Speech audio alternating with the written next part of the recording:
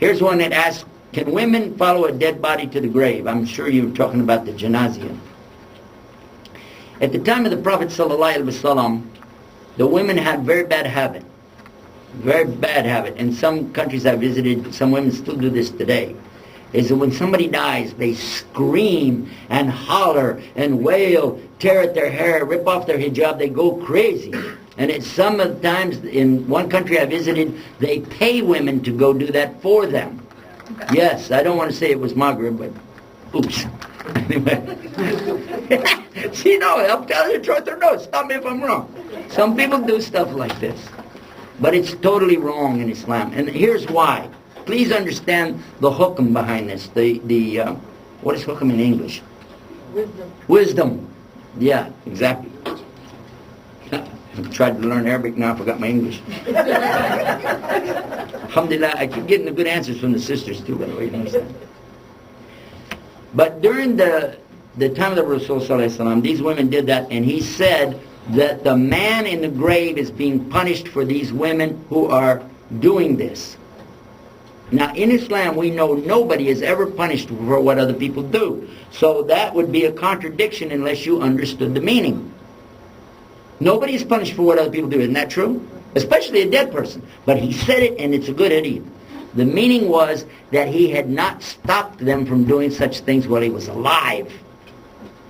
And so because of this, in other words, he was one of those who said, yeah, they can go and wail and do all that. And he never stopped them. They didn't learn. And it's his fault, so that's why he got punished.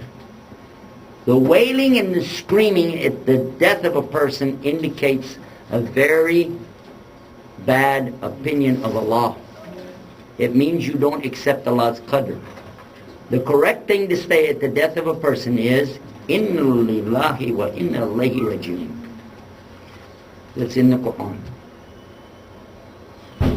From Allah we came, and to Allah is the return. All of us will die. Kullu nafsin da'ikatul maut. Allah said in the Quran, every soul shall taste death.